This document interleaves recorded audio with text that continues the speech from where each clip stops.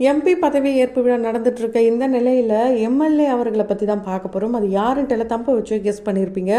ஆமாங்க, எம்எல்ஏ பல்லவி அவர்களை பற்றி தான் பார்க்க போகிறோம். அவங்கள பற்றி பார்க்கறதுக்கு முன்னாடி இது வரைக்கும் யாரெல்லாம் நம்ம சினி சமூகம் சேனலை சப்ஸ்கிரைப் பண்ணலையோ அவங்க எல்லாரும் மறக்காமல் சப்ஸ்கிரைப் பண்ணிவிடுங்க. கூடவே பக்கத்தில் இருக்கிற பெல் ஐக்கனையும் மறக்காமல் ப்ரெஸ் பண்ணிவிடுங்க. ஒரு கர்ப்பிணியாக இருக்கிறவங்கள கண்டிப்பாக வேலைக்கு எடுக்கிறதே மிகப்பெரிய விஷயமாக தான் இப்போ பார்க்கப்பட்டு வருது. இந்த நிலையில் அவங்கள தேர்தலில் நிற்க வச்சு பிரச்சாரம் பண்ண வச்சு வின் பண்ணவும் வச்சுருக்காங்க மக்கள். உண்மையாலே திருவிக்கா நகர் மக்கள் ரொம்பவே புண்ணியம் பண்ணியிருக்கணும். ஏன்னா போராடுறதுக்கு நான் எந்த நிலைமையில் இருந்தாலும் தயாராக இருக்கேன்றதை உறுதி செய்கிற வகையில் தான் அவங்க ப்ரெக்னெண்ட்டாக இருக்கிறதையே மறந்து மக்களுக்காக வேலை செய்யணும் அப்படின்ட்டு களத்தில் இறங்கியிருக்காங்க. இந்த பணி செய்யணும் அப்படின்ற எண்ணம் இப்போ வந்துதான்னு கேட்டிங்கன்னா கண்டிப்பாக கிடையாது. ஒரு 12 வருஷத்துக்கு முன்னாடியே விஜய் அவர்கள் விதை போட்டுட்டார். ஏன் அப்படின்னா பல்லவி அவர்களுக்கு விஜய் அவர்கள் மேலே ஒரு அதீத அன்பு பற்று அப்படின்னே சொல்லலாம்.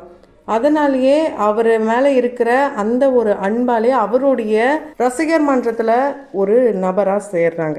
அதுக்கப்புறம் பார்த்தீங்கன்னா போர்டு ஓப்பன் பண்ணுறாங்க, மகளிர் அணி தலைவியாக மாறுறாங்க, மாவட்ட செயலாளர் பொறுப்பும் கொடுக்குறாங்க. இப்படி படிப்படியாக இவங்களுடைய பணி உயர உயர இவங்களுடைய பதவியும் உயர ஆரம்பிக்குது. அதுக்கப்புறம் பார்த்தீங்கன்னா விஜய் அவர்கள் கடந்த 3 வருடமாக தீயாக வேலை செஞ்சார். அதோடைய வெற்றியாகவே இப்போ பார்க்கப்பட்டு வருது. எல்லாருமே கொண்டாடிட்டு வர இந்த நிலையில் இவங்களையும் மக்கள் கொண்டாடிட்டு வராங்க. இந்த முறை தேர்தல் வித்தியாசமாக தான் இருந்துச்சு. ஏன் அப்படின்னா அந்த தொகுதியில் யார் நிற்கிறாங்கன்னே தெரியாமல் விசில் அப்படின்ற ஒரே ஒரு சின்னத்தை மட்டுமே மனசில் வச்சு பல பேரும் நம்பிக்கையோடு ஓட்டு போட்டிருக்காங்க. அந்த நம்பிக்கையை நாங்கள் கண்டிப்பாக காப்பாற்றுவோம். ஸோ மக்கள் எங்கள் மேலே வச்சுருக்க நம்பிக்கை, சிஎம் அண்ணா எங்கள் மேலே வச்சுருக்க நம்பிக்கை எல்லாத்தையும் நாங்கள் காப்பாற்றுவோம். எங்களுக்கு எவ்வளோ விஷயங்களை நாங்கள் பார்த்துட்டோம், எதுவுமே எங்களுக்கு கிடைக்கல. இதுக்கப்புறம் எங்களுடைய தொகுதியை நான் மாற்றி காட்டுவேன் அப்படின்னு அவங்க சொல்லியிருக்காங்க. இதை பார்த்துட்டு ஒரு சிலர் இப்படி தான் பல பேரும் வாயால் வடை சுட்டுட்டு போனாங்க. அடுத்து நீ சரி எவ்வளோ நாள்னு பார்க்கலாம் அப்படின்ட்டு சொல்லியிருந்தாங்க. ஸோ யார் என்ன சொன்னாலுமே இவங்க அவங்களுடைய முடிவில் ரொம்ப கரெக்டாக போயிட்டுருக்காங்க. இவங்களுடைய குழந்தையோடைய நேம்லாம் கூட ரெடி பண்ணி வச்சுருக்காங்களாம். தமிழ் வெற்றி கொண்டான், அதாவது டிவிகே அப்படின்ட்டு வரணுமாம். அதோடைய பாணியிலே வைக்கணும்னு சொல்லி தான் அப்படி வச்சுருக்காங்க.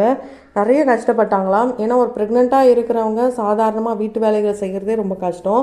அப்படி இருக்கும்போது இவங்க மக்கள் பண்ணி தான் எனக்கு முக்கியன்ட்டு பிரச்சாரத்தில் நைட்டு பகலமாக உழைச்சி தான் இந்த ஒரு வெற்றி இவங்களுக்கு கிடைச்சிது. இவங்களுடைய பதவி பிரமாணம் பார்க்கும்போது ரொம்பவே அற்புதமாக இருந்தது. நீ ஜெயிச்சிட்ட மாறா அப்படின்ட்டு அந்த படத்தில் சொல்கிற டயலாக் இவங்களுக்கும் போட்டிருந்தாங்க. அந்த அண்ணன் தங்கை அந்த பாண்டை ஒரு செகண்ட் அந்த ஒரு மேடையில் பார்க்க முடிஞ்சுது. இப்படிலாம் நிறைய விஷயங்களை சொல்லிக்கிட்டே போகலாம். இன்னும் 7 நாட்களில் இவங்களுக்கு டெலிவரி டேட் கொடுத்துருக்காங்களாம். இவ்வளோ விஷயங்கள் நம்ம இவங்க பேசுகிறோம். ஆனால் இது எல்லாத்துக்கும் பின்னாடியும் இவங்க யார் இருந்திருக்காங்கன்னு பார்த்தீங்கன்னா இவங்களுடைய கணவர் ராஜேஷ் தான் இருந்திருக்காரு. உண்மையாலே ஒரு ஆணோடைய வெற்றிக்கு பின்னாடி பெண் இருக்கிற மாதிரி ஒரு பெண்ணுடைய வெற்றிக்கு பின்னாடி ஆண் இருப்பாங்க. அதுதான் இவங்களுடைய கணவர். அது இவங்களுடைய வாழ்க்கையிலும் சாத்தியமாகிருக்கு. ஏன்னா திருமணத்துக்கு அப்புறம் தான் இவங்க எல்லாத்தையுமே பண்ண ஆரம்பிச்சிருக்காங்க. இவர் மட்டும் இல்லாமல் இவங்களுடைய மாமனார், மாமியார், அம்மா, அப்பா, தம்பின்ட்டு இப்படி டோட்டல் ஃபேமிலியும் சப்போர்ட் பண்ணியிருக்காங்க. இந்த ஃபேமிலியும் தாண்டி இவங்க ஃபேமிலியாக நினைக்கிற அந்த தொகுதியில் இருக்கிற இளைஞர்கள் இவங்களுக்கு ரொம்பவே பக்கபலமாக இருந்திருக்காங்க. அவங்க தான் இந்த போஸ்டர் ஒட்டுறதுலேருந்து எல்லா வேலைகளும் பண்ணியிருக்காங்க. இவங்க வின் பண்ணிட்டாங்க. அந்த ஒரு மொமெண்ட்டை அங்கே இருக்கிற அந்த மக்களாக இருக்கட்டும், அங்கே இருந்த இளைஞர்களாக இருக்கட்டும் ரொம்பவே எமோஷ்னலாக டிவிக்கே கத்தும் போது இவங்க அழுதுட்டு இருந்தாங்க. அண்டு அதை தொடர்ந்து இந்த எம்எல்ஏ ஆஃபீஸ் அந்த தொகுதியில் எப்படி இருந்தது அப்படின்றத பற்றி ரீசெண்டாக அவங்க சொல்லியிருக்கிறாங்க. என்ன சொல்லியிருக்காங்கன்னா, ஊழல் எப்படிலாம் நடந்திருக்குன்றத இந்த எம்எல்ஏ ஆஃபீஸ் மூலமா தெரிஞ்சுக்கலாம். ஏன்னா நாங்கள் வரோம், ஒன்றுமே இல்லை, அந்த ஆஃபீஸில் எல்லாத்தையுமே சுரண்டி எடுத்துகிட்டு போயிருக்காங்க இதுக்கு முன்னாடி இருந்த ஆட்சியில். ஸோ இதுக்கப்புறம் எனக்கு நிறைய ரெடி பண்ணிகிட்டு இருக்காங்க. ஊழலே இல்லாத ஒரு ஆட்சியாக தான் இந்த ஆட்சி இருக்க போகுது. டோட்டலாக நம்மளுடைய தொகுதியை நான் மாற்றி காட்டுவேன், ஆனால் கொஞ்சம் டைம் கொடுங்க அப்படின்னு சொல்லியிருக்காங்க. கண்டிப்பாக டைம்ன்றது ரொம்பவே முக்கியம். இதை தான் விஜய் அவர்களும் கேட்டிருக்காரு. எடுத்தோம் கவுத்தோன்ட்டு எல்லாத்தையும் ஒரே நேரத்தில் பண்ண முடியாது. ஸோ ஒவ்வொன்றா தான் பண்ண முடியும்னு சொல்லியிருக்காங்க. அதே மாதிரி இவங்களுக்கு எந்த இடத்துலையுமே பர்மிஷன் அப்படின்றது ஒன்று கிடைக்கவே இல்லையா. அதாவது ஒன்றும் இல்லை, சாப்பாடு ப்ரொவைட் பண்ணுறது, அதாவது ஃபுட் ப்ரொவைட் பண்ணுறதுக்கே இவங்களுக்கு பர்மிஷன் கிடைக்கலையா. ஓரமாக யாருக்கும் தெரியாமல் எல்லாருக்கும் கொடுங்க அப்படின்லாம் சொல்லுவாங்களாம். அண்ட் இவங்களுக்கு முன்னாடியே நீங்களாம் இதெல்லாம் பண்ணக்கூடாது, இப்படி போங்க அப்படின்லாம் விரட்டுவாங்களாம். ஸோ எம்எல்ஏ ஆகி கூட இவங்களுக்கு ஒரு ரெஸ்பெக்ட் கிடைக்கல அப்படின்ற ஒரு எண்ணம், பர்மிஷன் கிடைக்கல அப்படின்ற ஒரு வலி வேதனை எல்லாமே இருந்திருக்கு. இது இப்படியே விட்டால் வேலைக்காகாது, நம்ம இங்கே பணி செய்ய வந்திருக்கோம், மற்றபடி வேறு எதுக்கும் கிடையாது, நம்ம ஏன் சிஎம் சார் கிட்ட சொல்லக்கூடாது, டேரெக்டாக சிஎம் சாரை பார்த்து பேசலாம் அப்படின்னு முடிவு பண்ணி கேட்டுக்குள்ளே போகிறதுக்குள்ளேயே ஒரு சம்பவம் நடந்திருக்கு. ஏன் அப்படின்னா இவங்க 2 நாள், அதாவது இவங்க 2 நாளைக்கு முன்னாடியே புகார் கொடுத்துட்டாங்களாம். ஆனால் சரி நேரடியாக போகலான்ட்டு தான் போயிருக்காங்க. அப்போவே சார் எல்லாத்தையும் பண்ணிட்டாருமா அப்படின்லாம் சொன்னாங்களாம். அந்த அளவுக்கு டக்கு டக்கு டக்கு நம்மளுடைய புகார்களை சொல்ல சொல்ல அதுக்கான பலன் கிடைச்சிட்டே வருதுன்ட்டு மக்கள் ரொம்பவே சந்தோஷத்தில் இருக்காங்க. ரீசெண்டாக ஒவ்வொரு விஷயத்தையும் பார்க்கும்போது இது நம்மளுடைய தமிழ்நாடா அப்படின்ற கேள்வியும் வருது. எதிர்கட்சியாக இருக்கட்டும், மற்ற எந்த கட்சி தலைவர்களாக இருக்கட்டும், அவங்களுடைய மேடையில் கூட சிஎம் விஜய் அவர்களை பற்றி புகழ்ந்து தான் பேசிகிட்டு இருக்காங்க. அது என்னவோ பார்க்குறதுக்கு இதில் ஏதோ ஒன்று இருக்கேடா அப்படின்ற மாதிரி தான் இருக்குது. இருந்தாலும் அது நல்லா தான் இருக்குது. ஸோ பொய் சொல்லி யாரும் களத்துக்கு வரல, உண்மையை சொல்லி மட்டும்தான் நாங்கள் வந்திருக்கோம். அதனால் இந்த ஒரு ஆட்சி நல்ல ஆட்சியாக தான் அமைக்கணும், நாங்கள் எங்களுடைய உழைப்பு கொடுப்போம் அப்படின்னும் இவங்க சொல்லியிருக்காங்க. இவங்களுக்கு பின்னாடி அவங்க ஹஸ்பண்ட் குடும்பம் எல்லாருமே இருந்தாங்க.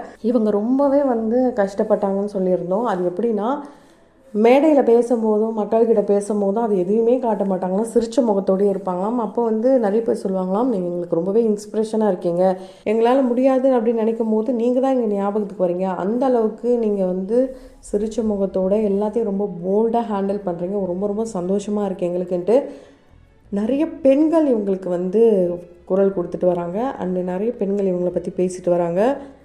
இவங்க யாருக்கிட்டேயும் அவங்களுடைய வலி வேதனை சொன்னதில்லையா அவங்களுடைய கணவரை தவிர.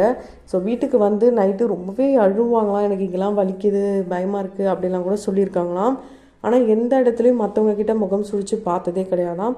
அந்த அளவுக்கு உடல் வலியாக இருக்கட்டும், பர்சனல் லைஃப் எல்லாத்தையும் தாண்டி இவங்க அவங்களுடைய கடமையை நம்ம செஞ்சாகணும், நம்மளுடைய தொகுதியை மாற்றணுன்ட்டு ரொம்பவே குறிக்கோளோடு இருக்காங்க. அண்டு உண்மையாலே ப்ரெக்னென்ட் லேடியாக இருக்கிறவங்களுக்கு கண்டிப்பாக வேலை கிடைக்கிறதே பெரிய விஷயம். மக்கள் இவங்களை நம்பி ஓட்டு போட்டிருக்காங்க, அந்த நம்பிக்கையை அவங்க காப்பாற்றி தான் ஆகணும். அது இவங்களுடைய ஒரு நன்றி கடன், பொறுப்பு எல்லாமே. ஸோ இவங்க எந்த அளவுக்கு அவங்களுடைய பணியை செய்கிறாங்க என்னன்றதை தொடர்ந்து பார்க்கலாம். அதுக்கு முன்னாடி அடுத்து யாரை பற்றி தெரிஞ்சுக்கணும்னு நினைக்கிறீங்களோ அதை கமெண்ட் பாக்ஸில் கமெண்ட் பண்ணுங்கள். அதுக்கு முன்னாடி நம்மளுடைய சினி சமூகம் சேனலை சப்ஸ்கிரைப் பண்ணிவிட்டு பக்கத்தில் இருக்க பெல் ஐக்கனையும் மறக்காமல் ப்ரெஸ் பண்ணிவிடுங்க.